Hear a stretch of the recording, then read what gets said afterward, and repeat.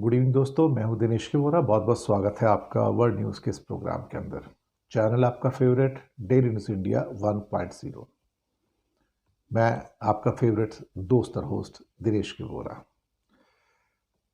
सबसे पहले बात करेंगे, चाइना ने पाकिस्तान के लिए एक स्पाई सैटेलाइट लॉन्च किया है। जी हां, जासूसी सैटेलाइट लॉन्च किया है चाइना ने। पेरिस के म्यूजियम के अंदर चोरी हुई साहब, और काफी महंगी चीजें चोर चुरा कर ले गए। लीजिए साहब, इस दुनिया में क्या क्या नहीं हो रहा है। नेपाल में जेंजी और उनके जो नेता थे आंदोलन में, जो प्रोटेस्ट में भाग ले रहे थे, उन्होंने फैसला किया है कि वो अपनी पॉलिटिकल पार्टी फ्लोट करने जा रहे हैं और 5 मार्च 2026 का जो इलेक्शन है वो उसमें पार्टिसिपेट करेंगे। अच्छी बात है एक्चुअली, देखा जाए तो इट्स ए गुड साइन। इसके अलावा ऑस्ट्रेलिया की एक मिनिस्टर हैं, उन्होंने कहा कि ऑस्ट्रेलिया के अंदर जो एंटी इमिग्रेंट और एंटी इंडिया प्रोटेस्ट हैं, हम उसको अपोज करते हैं। And everyone regardless of faith और heritage has the right to feel safe. यानी कि सबको सेफ रहने का, सिक्योर रहने का राइट है, अधिकार है ऑस्ट्रेलिया के अंदर। तो ये पहली बार एक official statement Australian minister Anne Aly कह सकते हैं, उन्होंने ये पूरा का पूरा एक स्टेटमेंट दिया है। तो इसके साथ प्रोग्राम की शुरुआत करते हैं। और सबसे पहले आप सबको दिवाली की बहुत बहुत मंगल कामनाएं, शुभकामनाएं, ग्रीटिंग्स फ्रॉम आवर साइड। हम ईश्वर से प्रार्थना करेंगे कि आपके घर में सुख, समृद्धि, शांति और स्वास्थ्य आए, आपको नई अपॉर्चुनिटी मिले, आपके घर में खुशियां हों और ज़िंदगी में आप आगे बढ़ें। तो हमारी ओर से और हमारे चैनल की ओर से आपको बहुत बहुत मंगल कामनाएं, बहुत बहुत ग्रीटिंग्स और बहुत बहुत दिवाली की आपको बधाई हो। तो इन्हीं ग्रीटिंग के साथ, इन्हीं प्रार्थनाओं के साथ, विशेष के साथ प्रोग्राम शुरू करते हैं। पहली खबर, चाइना ने एक सैटेलाइट लॉन्च किया है और वो पाकिस्तान के लिए सैटेलाइट लॉन्च किया है। नाम है PRSS-2। ये एक जासूसी सैटेलाइट है, यानी कि स्पाई सैटेलाइट है। और स्पेस से ये जो भी चीज़ें उनको चाहिए ये निगरानी कर पाएगा। इसे बताया जा रहा है कि ग्लोबल टाइम्स की रिपोर्ट आई है चाइना से। PRSS-2 जो है पाकिस्तान का एक रिमोट सेंसिंग सैटेलाइट है, रिमोट सेंसिंग, जिसे चाइना ने ही डिज़ाइन किया है और प्रोड्यूस किया है। ये सैटेलाइट हाई रेजोल्यूशन इमेजिंग की कैपेबिलिटी रखता है और धरती पर 1 मीटर से भी कम का जो रेजोल्यूशन है उसके डेटा को, पिक्चर्स को कैप्चर कर सकता है। चाइना ने अपने रॉकेट से लिजियान 1Y8 कैरियर रॉकेट है उनका, लिजियान 1Y8 कैरियर रॉकेट, जिससे भारत का PSLV है। तो ऐसे ही चाइना का लिजियान 1Y8 कैरियर रॉकेट है, उसके द्वारा PRSS-2 को कामयाबी के साथ स्पेस पे लॉन्च कर दिया। ग्लोबल टाइम्स के मुताबिक ये बीजिंग टाइम के हिसाब से सुबह 11:33 पर 11:33 पर नॉर्थ वेस्ट चाइना के commercial aerospace innovation pilot zone से लॉन्च किया गया है। ग्लोबल टाइम्स का कहना है कि इस मिशन के अंदर 3 और सैटेलाइट्स जो हैं, टोटल 3 सैटेलाइट जो लॉन्च किए जाएंगे। पहला PRSS-2, फिर उसके बाद एयरसैट-03 और एयरसैट-04 को लॉन्च किया गया है, 3 सैटेलाइट को। चाइना की जो शिन्हुआ न्यूज़ एजेंसी हैं, उनकी रिपोर्ट के मुताबिक लॉन्च वाज सक्सेसफुल और सभी सैटेलाइट तीनों PRSS-2, एयरसैट-03 और एयरसैट-04 अपनी अपनी जो स्पेस के अंदर उनका अलॉटेड स्पेस था वहाँ पर पहुँच गए हैं। और पाकिस्तान और चीन के बीच में बढ़ता हुआ जो सैटेलाइट कोऑपरेशन है, स्पेस कोऑपरेशन है, ये उसके लिए एक काफ़ी इम्पॉर्टेंट कदम है। पाकिस्तान के पास अभी तक अपना कोई खुफिया सैटेलाइट नहीं था, भारत के पास तो काफ़ी हैं, खैर आज की नई बात नहीं है उसमें। और लेकिन ये पहली बार उनका एक मॉडर्न रिमोट सेंसिंग सैटेलाइट है। लेकिन पाकिस्तान के पास इतनी पावर नहीं है कि अपने सैटेलाइट्स को बना सके, प्रोड्यूस कर सके, मैन्युफैक्चर कर सके। या उसके पास वो रॉकेट नहीं है जिसके द्वारा वो आकाश में किसी सैटेलाइट को छोड़ सके। इंडिया के पास वो सब कुछ है कि इंडिया अपने सैटेलाइट्स भी बना सकता है इंडिया, साथ ही में वो रॉकेट तो बहुत पहले से इंडिया ने बनाए हुए हैं। इंडिया के रॉकेट तो सैटेलाइट को चांद तक पहुंचा दिए हैं खैर, और मंगल ग्रह तक भी पहुंचाए हैं। तो भारत का स्पेस जो टेक्नोलॉजी उसमें काफ़ी बड़ी जगह है वहाँ पर। और चांद पर उतारने में तो इवन क्या कहते हैं कि चाइना भी फेल रहा है। तो जो ऑफ रेट जो सक्सेस मिली है इंडिया को और जापान को मिली है थोड़ी, उसके अंदर चाइना को उतनी सक्सेस नहीं मिली है एक्चुअली चांद के ऊपर उतारने में। तो ये PRSS को एक पहले PRSS-1 2018 में लॉन्च किया गया था। ये उसका नेक्स्ट वेरिएंट माना जा रहा है, और इसके द्वारा पाकिस्तान की जो पावर्स हैं वो भी बढ़ेंगी, और इसका जो पे लोड था टोटल मिला के तीनों सैटेलाइट्स का 1500 kg का था, और 700 किलोमीटर के सन सिंक्रोनस ऑर्बिट के अंदर इनको एस्टेब्लिश कर दिया गया, वहाँ पे लॉन्च कर दिया गया। तो चलिए अच्छी बात है। और ये थी हमारी पहली खबर। दूसरी खबर पे आते हैं। पेरिस के मशहूर जो एक म्यूज़ियम है, चोरी के बाद बंद कर दिया गया उसको। यहाँ यहीं पर एक्चुअली देखा जाए तो मोनालिसा की फेमस पेंटिंग भी लगी हुई है। ये लुरु म्यूज़ियम है, और संडे को चोरी हो गई। 3 नकाबपोश चोर आते हैं, और अपोलो गैलरी है उसके अंदर एक, वहाँ से 9 बेशकीमती गहने ज्वेलरी चुरा कर ले जाते हैं। साहब कमाल की बात है। यानी कि यहीं पर तो मोनालिसा की मशहूर पेंटिंग भी लगी है जो ओरिजिनल है साहब। फ्रांस की जो कल्चर मिनिस्टर हैं राशिदा दाती, उनका कहना है कि इस पूरी वारदात के अंदर कोई इंजर्ड तो नहीं हुआ है, पुलिस की टीम मौजूद है, जांच कर रही है। लेकिन चोरी के बाद म्यूज़ियम में डर और घबराहट का माहौल बन गया। सभी लोगों से बाहर जाने को कहा गया। लोग म्यूज़ियम से बाहर निकलते दिखे।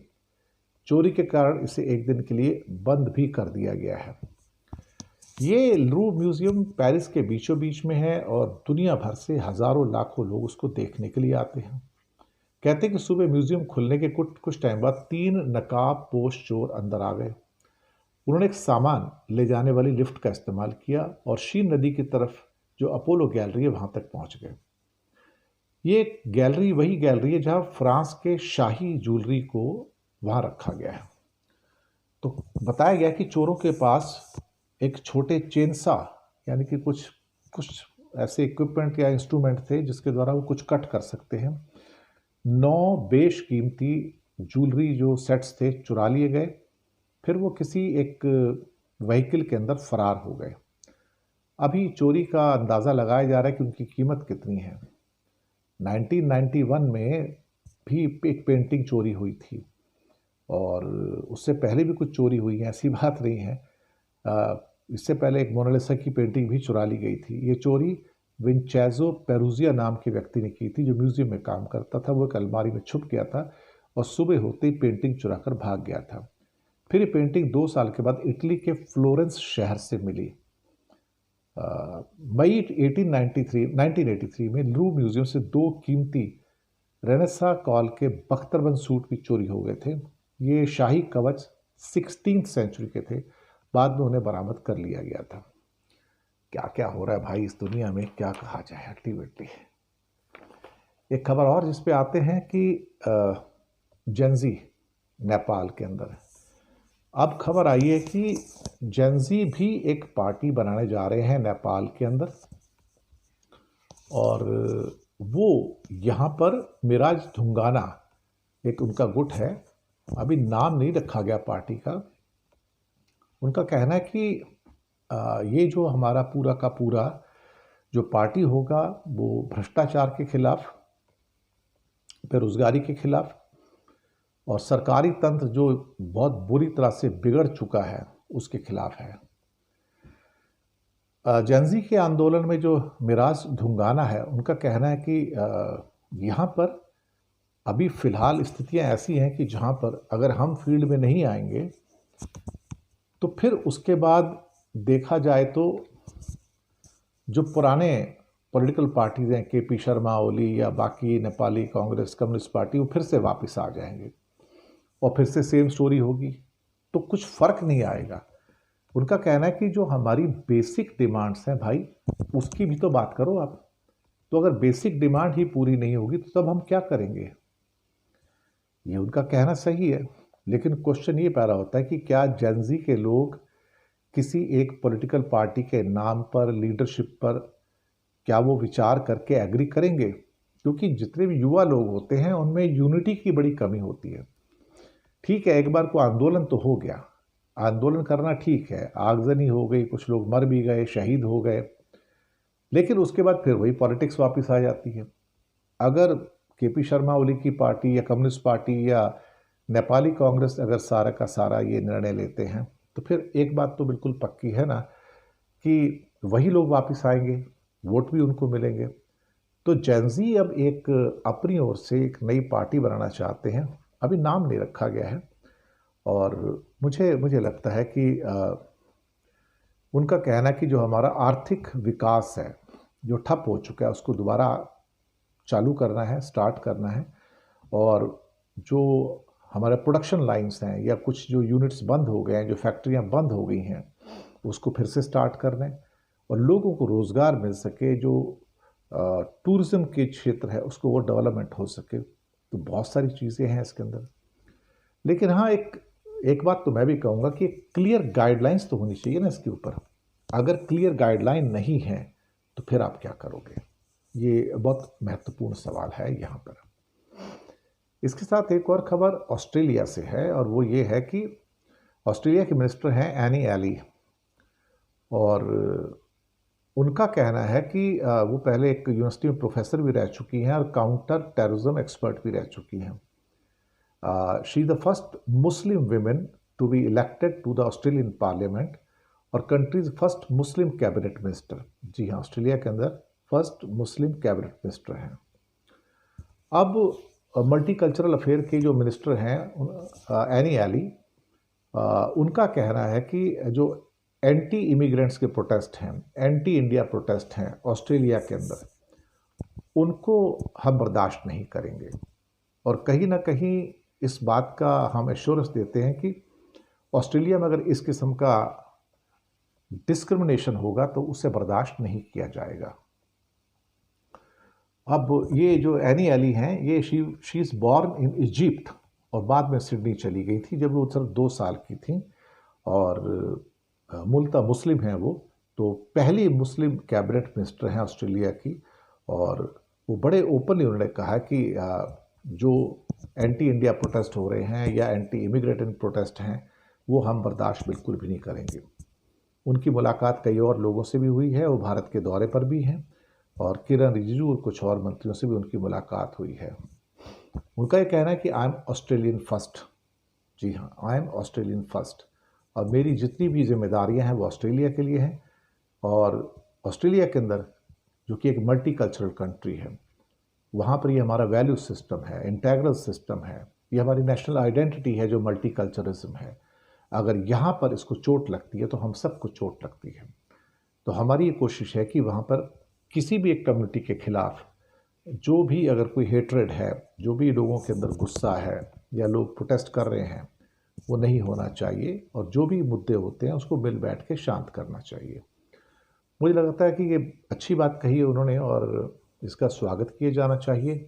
भारत और ऑस्ट्रेलिया के बीच में जो सहयोग है वो बढ़ रहा है, फ्री ट्रेड एग्रीमेंट भी हुआ है। मैंने इसके बारे में कई बार बातचीत भी की है कि भारत और ऑस्ट्रेलिया का जो so called free trade agreement है वो एक किस्म से लैंडमार्क एग्रीमेंट है। ऑस्ट्रेलिया एरिया के अंदर भारत से तो बड़ा कंट्री है। भारत जहां 32 लाख स्क्वायर किलोमीटर का कंट्री है, ऑस्ट्रेलिया 72 लाख स्क्वायर किलोमीटर का कंट्री है। भारत में 140 करोड़ की पॉपुलेशन है और ऑस्ट्रेलिया की पॉपुलेशन मुश्किल से 3 करोड़ है, लेकिन उस 3 करोड़ में 9 लाख भारतीय रहते हैं, करीब करीब 9 लाख भारतीय हैं 3 करोड़ के अंदर।